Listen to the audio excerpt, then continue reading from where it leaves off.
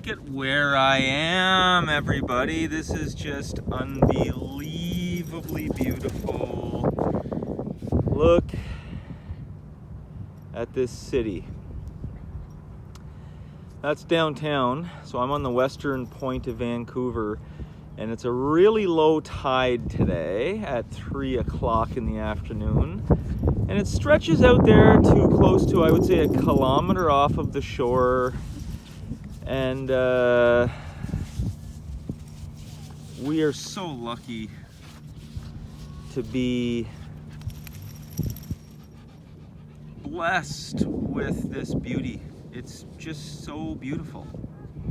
What else can I say?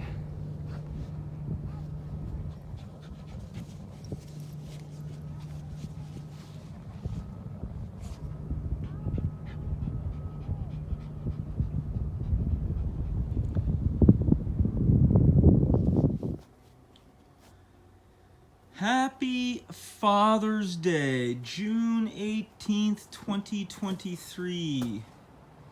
Lots of green, lots of blooms, grass, little lawn out here. Welcome, I haven't been around in a long time. You know, I just let this happen, I just walk around it.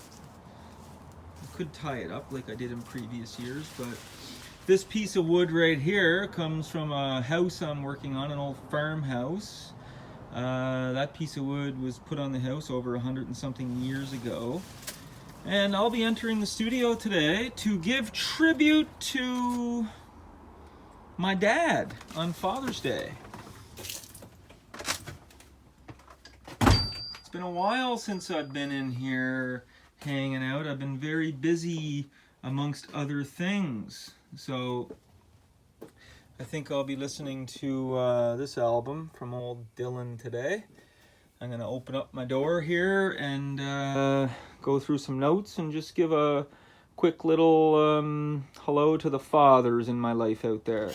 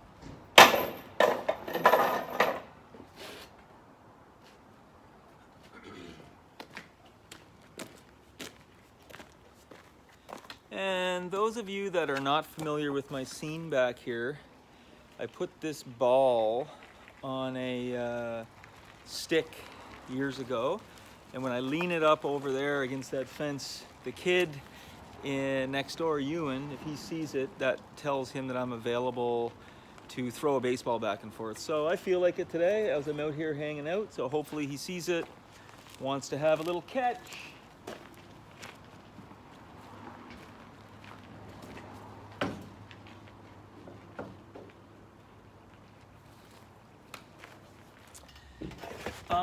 So yeah, scooch back here. Happy Father's Day, everybody. I just have a few notes here. A little evening coffee. I spent the afternoon with some friends and our dogs down at the low tide at the beach, and it was quite beautiful down there. You know, I just counted actually. I just sent out around 50 messages to, you know, people that I'm connected with in my life that are fathers. And I just sent them out a message, and they respond. You can just tell with pride. Like, actually a lot of those responses came back very quickly, and it was, you know, a real thanks. So all those friends of mine and those men out there that are fathers are, you know, having a proud day, I'm sure, with their children. And, you know, lots like, you know, one guy, this guy here, Ivan, he's on my ball team. Another guy, Kenny Black here, when I was a kid growing up in my small town, he was an older teenager that always treated me really good. I've always kept in contact with him. My family was always close. Curtis, great, unbelievable guy, world-class musician here. My neighbor Paul, who's a new father a few months ago, he's a sweet-hearted man. Martin, my other neighbor, he's got 3 kids. My good buddy from high school, Johnny Fowler, I went to college with a guy out in Ontario. Kevin, the home I live with, the homeowner. Kevin is an amazing guy to me. Another guy on my ball team, Deeks, Dave, lives down the street. Cool dude, we talk hockey all the time. Another friend from high school, he's a father of 2. Another ball, my old catcher, he's a father of 2. Met this guy in the stand, I was watching stand-up comedy, he used to do some stand-up. From England, he's a father of 2. My good friend Jordan, I was at his place last night. He's a proud dad. Luke, he was here visiting me not long ago. He's at the market today, vendoring his product. He's a proud dad. Another old catcher of mine, he's a father of 2 daughters. Robin, he's connected me with some people in the art, in the scene here. Actually, the baseball glove sculpture I got was kind of connected through him. He's a father of 2. An old teammate of mine, Hank, he's a proud dad today. Another old teammate and current teammate, Pete, he's a proud dad of a daughter. Another guy I play ball against, he's got a daughter. Another guy who helps me out with his tools from time to time, and he has a great workshop. He's a beautiful woodworker. He's a proud dad. Young guy I worked with for a while. I know his dad. And then there's my 2 sisters. You know, the husbands that they have, the men that they've married, are just fantastic men. I had coffee today with an old mentor of mine. He taught me a lot of carpentry. He taught me a lot of how to conduct yourself professionally. He's a proud dad of 3, or is it 4? 4. Good friend of mine, he's a chef in Montreal. He's a proud dad. Another guy that I have some coffees with sometimes, an Austrian man, really beautiful souled guy. He's got 3 daughters. Good friend of mine also from college in Ontario. He's got 2 children. Car coming by.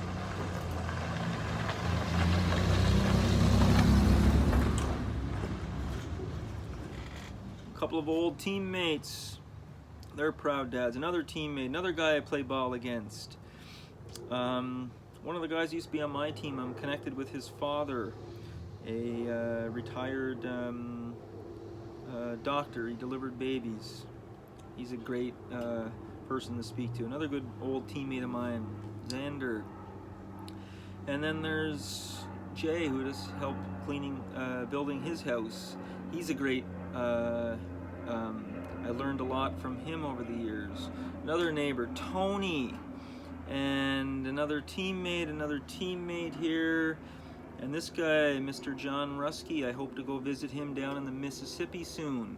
I'm thinking of making a pilgrimage down there. He builds canoes, he mentors young people on how to, work with tools, go onto the river, learn how to guide, learn how to cook, learn how to survive, camp, etc., etc. He's a beautiful painter, musician, and all-around good guy. I got in touch with him.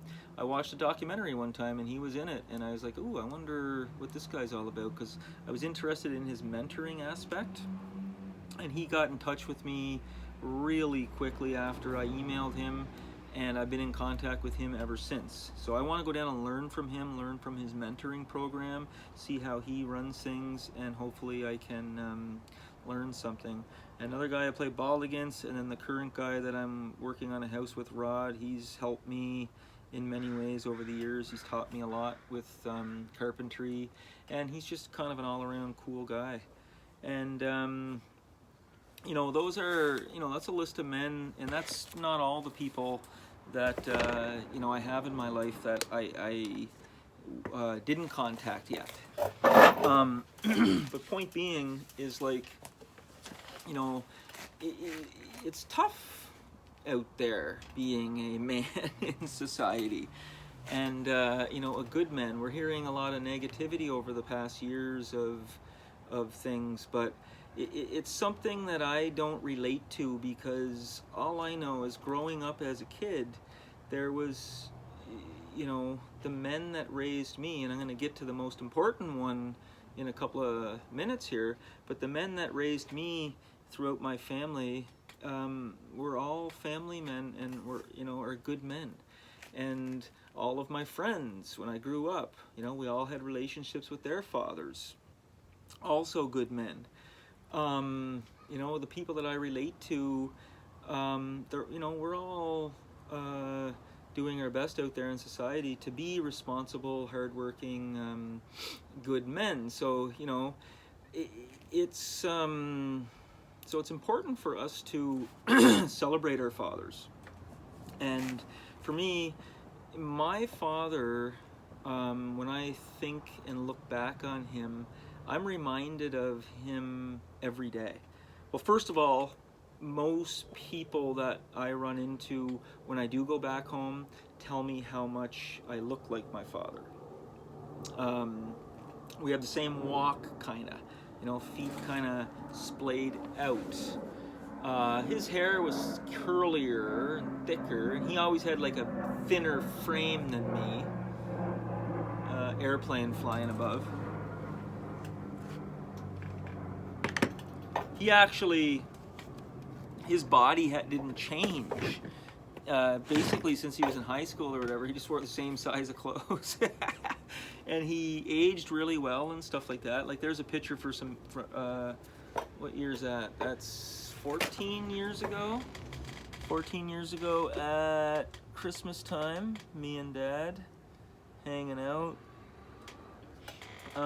This is always a kind of a cool photo. That's my dad playing horseshoes. And I don't know what year that would have been, but that would have been, I'm guessing, 90s. And that's from my backyard in Miramichi, New Brunswick. And so my dad always, a little bit of a thinner frame. And I'm not going to get too deep into anything here, but I just want to give a little tribute to my dad here on Father's Day. So, a little bit of music cranking behind me in that vehicle that's parking. So, I'm interested here through this channel, through my website, through the work that I do, in developing a mentoring program that helps some young people learn to use some tools, learn to use their hands, get on some job sites, and have some discussions about some things, and ultimately try to help develop some young people in a positive way to help them succeed in life in whatever way I can help. So another thing that I want to be sharing through the mentoring program that I'm working on and doing throughout my years here is the creative aspect. So when I think about mentoring, that word was a difficult word to arrive at for me. I went down the route of counseling. I spent years doing some teaching, but ultimately I couldn't fully commit to those things because I didn't agree so much to everything that was being taught to me through those programs. I'm a little bit more naturally thinking. Like I can't go down a line of a straight line so often. So I need to veer off. I need to ask questions. I want to look at things critically.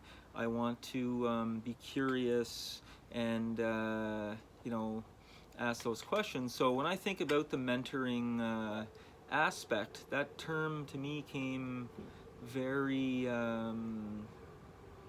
know, I had to think about it a long time and what it really meant.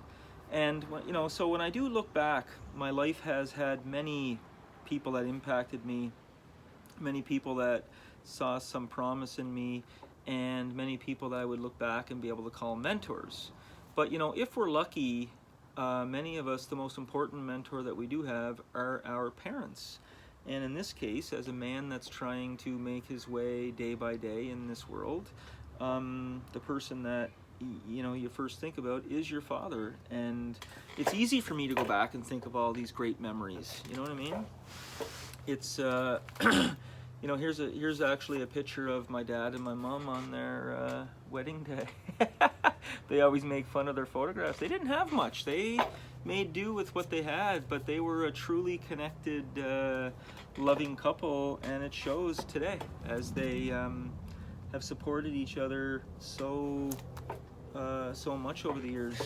So you know, so the first thing that I would actually be able to speak about my dad is just how well he treated my mother over the years. He was an amazing husband that was very solid and always there. I've never heard him disrespect her. I never heard him raise his voice. He really cherished my mom, and I saw it my whole childhood. There's actually a photo of me and Dad. I would have been like, whatever, 1 or 2 there. I like the pants he's got on. He's having a good little lay down there. So yeah, and then not only that, the way that I saw my father treat just, you know, people around him, his own mother, his parents, and my sisters, you know, they cherish my dad. He's been so good to their children, and he's treated them, he's given them all of the respect and space that they needed to develop in this world. There's no doubt about that. I got some pictures of Mom here. I kind of feel bad I didn't do anything special for Mom for Mother's Day. Here's a picture. Looks like my dad's blown out one of his birthday cakes, perhaps. So that would have been in his 30s, maybe 20s actually. Me and my sisters. That's pretty cool. We're all looking down. Yeah, my dad was a handsome guy, you know, like he could run really fast. So although I might look like him, I sure in heck don't have his speed. That is for sure. Dee-doo. How you doing, Julie? I'm getting by. How are you? Yeah, not too bad. Just 1 second here. He sent from Lyon when he was really young. Yeah, that's right. Yeah, Here's a couple of fathers in my backyard. but yeah, Leverkusen played. Okay, set it up. Point the. Yeah. Point it back at Jamie. Yeah. I'm gonna press that. No, it's not the right angle now. You guys changed the angle. No, it's just this thing here. Oh, is that good? Okay, that was 1, 2, 3, 4, 5 different neighbors coming in at the same time. And I am so grateful to have such fantastic neighbors. And I'm guessing that was a 20-minute break from the stop of the last section to now. So now I can't remember where I was. Talking about my father, talking about mentoring, and the most important mentor for a guy, for many of us as men, if we're lucky enough to have that wonderful father in our lives, that does serve as, you know, our first proper mentor. Here's a photo as I go through this album of, I would have been like close to right there. I'm on right there. And then my dad is right there. And I would have been like 17 or whatever. And I was pitching on that team, and that was like a lot of uncles and cousins and stuff like that. We won a little league championship, so I had a lot to do with that, actually. I had to pitch all 7 games in the final. in a best of 7, I remember. So yeah, like as I look through, I see lots of great reasons to celebrate my dad on this day. And my dad was always very pragmatic. He was never loud. He was never he always minded his own business. He's one of the best people in the world that you could tell a secret to and tell him that it was a secret. You knew that his lips were sealed. I don't think he would have ever shown up late to work a day in his life or leaving early. He was always just a very high integrity individual. Really, really core values of honesty and hard work and loyalty and all of those good things. He was a pure family man. Never ever did he indulge in things that didn't benefit his family really. He never spent money on himself. He was just a very solid individual. Just one second, I have another little. Hey, How are you doing? Good. How are you today? Not too bad. Happy Father's Day. Okay, and as I get through the more photos, here's one of me. I'm the one bent over in the red. My dad has the white t-shirt on, and I'm nailing down some roof, helping my uncle put a roof on his porch, I think, years ago. I remember doing that. That's almost 20 years ago. That was 17 years ago, just before I came to Vancouver, actually. So, I kind of get distracted, but that's another thing, like the whole building and working in the yard. Like my dad was a man that, before I even forget, my father's name is Ronnie. Most people call him Ronnie, some people Ronald, Ron, but, Ronnie Como. But, he built the house that he lives in. He built it, with the help of his brothers and some neighbors and stuff like that, but it was his hands that did it. And I was able to learn, just very simple things of raking up yards, mowing grass, doing a good job on things, the physical work. They were always building things. Like if the plumbing went wrong in our house, Dad would be the one that fixed it. If the car could be fixed to his ability, he would pull it apart and figure it out. He was always a really excellent dad. I know you're gonna watch this, so always a really excellent father for helping us kids with homework and stuff. He'd sit down at the kitchen table with us, figure out the math problems with us. That's at 2006. Where the hell was that? Oh, I think that was at my mother's 50th birthday, actually. That photo. What else do we got here?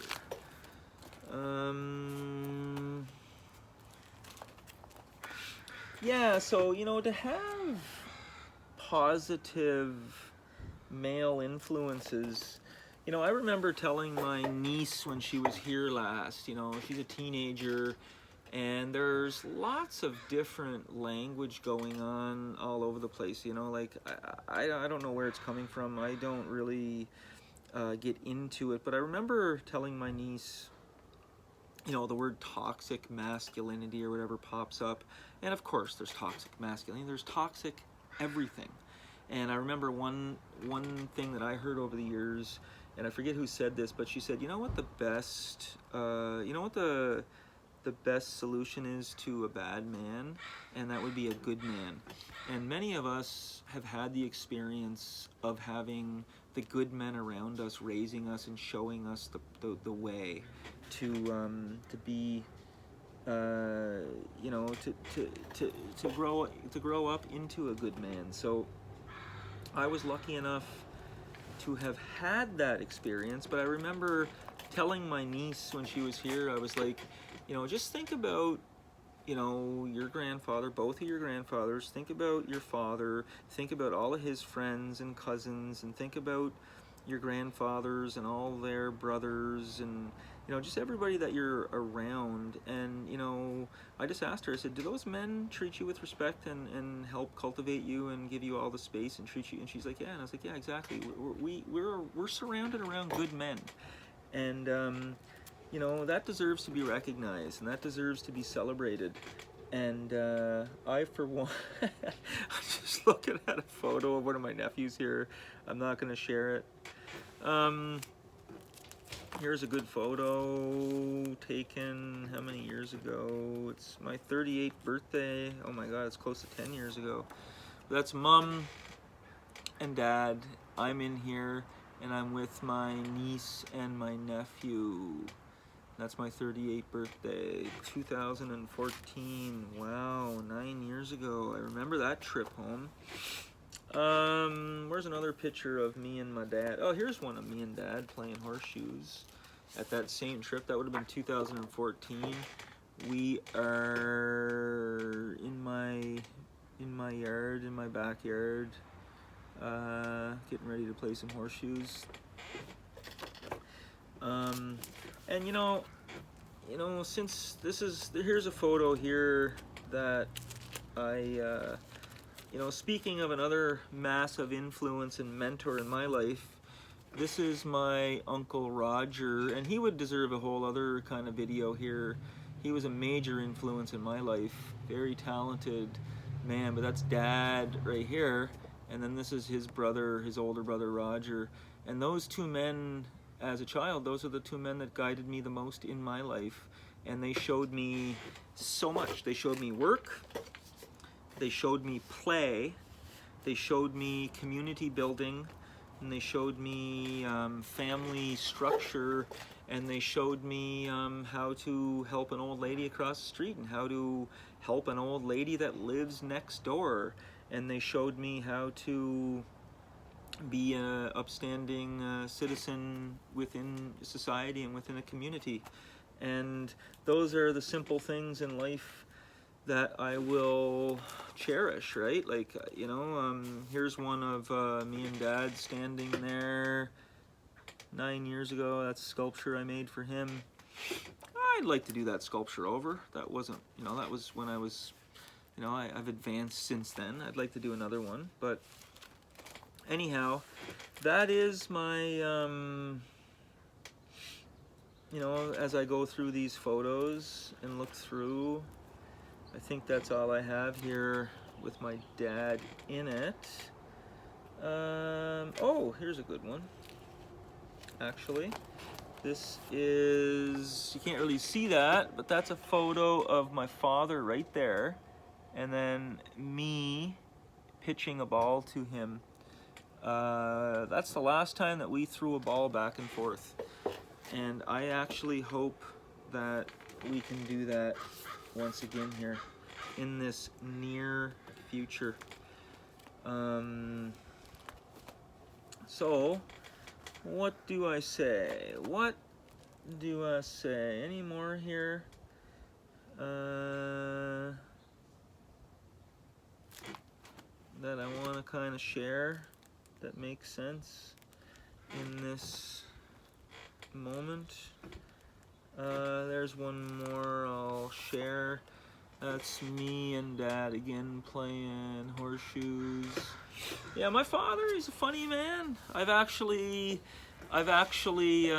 say many things that he says. I find myself saying all these. He's always repeating the same joke all the time, and it's something I kind of picked up. And one of the things that he's always said, you know, about hockey is, you know, fake left and go right. I've always said that, and people chuckle about it.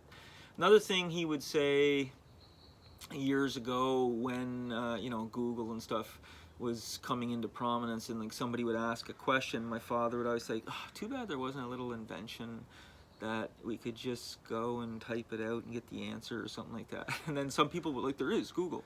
But my dad was saying, he's been saying that for, oh my God, 15 years or something now. And then other people around him started saying it. I started saying it every time somebody asked a question.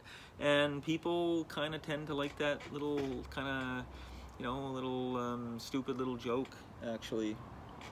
Another thing that he used to always say is like, you know, best shape of my career. I've said that over and over.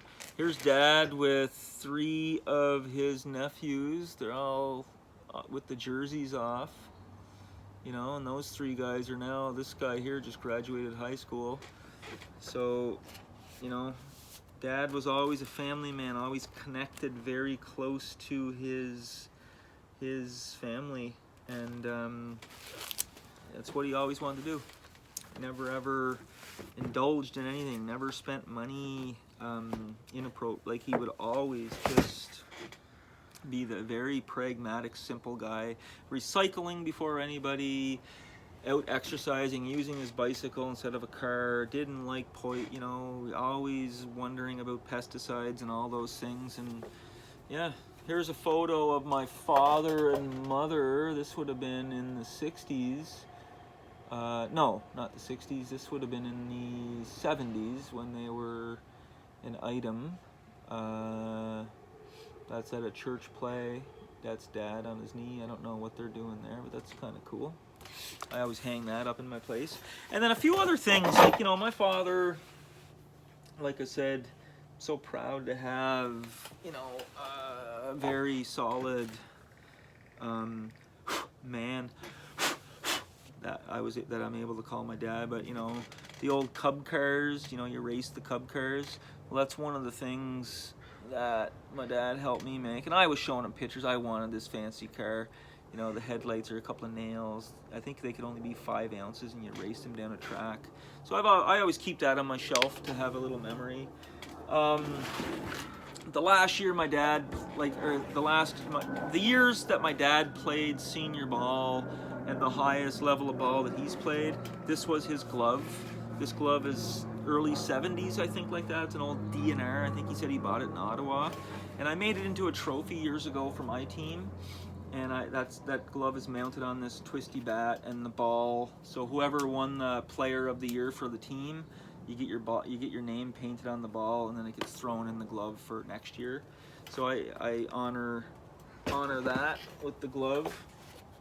And then I actually have 2 of my father's old ball jackets that I wear from time to time, and people comment on them every time I wear them. This one is from 1972. It is the Junior New Brunswick PEI Champs, and their team was called the Logieville Trojans. And look at the colors of this jacket. Like, this is really cool. You got the old leather mixed in with a nice burgundy maroon color, whatever you want to call it. It's a little bit small for me, and you know, when I do finally get myself into my fighting shape that I want to, this should fit better. But isn't that sharp? That is way cool. I get comments on that all the time, and people love it even more when I say, yeah, it's my dad's. And then another one I wear sometimes in the winter is this one right here. I love the color of this royal blue, and this probably is, and be warned, this jacket most likely has the most writing on it of any sports jacket in the history of sport. So look at this. Look at that mouthful. But look at the colors of that. Isn't that just cool? Number 6, first. Should have been second, maybe. He's more of a second baseman. Catcher. The name on the side, Ron. And I wear that in winter, and it's kind of cool. And this was the 1973 Logieville Schooners Maritime Senior B Fastball Champions. And that was a big victory. And because of that, the jacket, this team, are in the New Brunswick Softball Hall of Fame. Like, that team just got inducted some years ago. So I'm gonna wrap it up right there. All I want to know is that, you know, I hope Dad doesn't have a hard time watching this, and he wasn't the most talkative you know, I shouldn't say he wasn't. He isn't he's still, you know, very. I just spoke with him today. He's not the most talkative, emotional man, but let me tell you, one solid guy. And the wisdom is there. Like, you know, I can think back, he wasn't going to be the one that was going to do it so much with words and stuff like that, but he could spot something that wasn't right a mile away, and he just instinctively knew, you know, what was bullshit and what wasn't. And, you know, I haven't been able to spend much time with my parents, my father, in recent years. You know, I hope I'm able to change that in the upcoming near future. And you never know what that's going to hold, but hopefully I can get back to the East Coast more and enjoy some quality life spent. So I'm going to sign off right there. I thank you, Ronald Cummo. We call him Popsy. I thank you, Popsy, for giving me, well, you know, full head of hair for one thing. You know, a really excellent introduction to many things in life that I love so much. Hockey, baseball, you know, just being outdoors and being able to work, and, you know, just the interest in building and all of these things, playing cards, playing games, knowing the difference between work and play, having fun with kind of those sorts of things, being able to laugh, know when to laugh, know when to cry, all those sorts of things. So I thank you for all that you have done, all that who you are. Really, really grateful that I have you to call as my father. So happy Father's Day. I appreciate and love you very much. I think about you every day, and just real simple little situations in life. And you know, I look forward to when next we meet in person. So take it easy. Thank you very much, and I'll chat to you soon. And that goes to you too, Mom. See you later.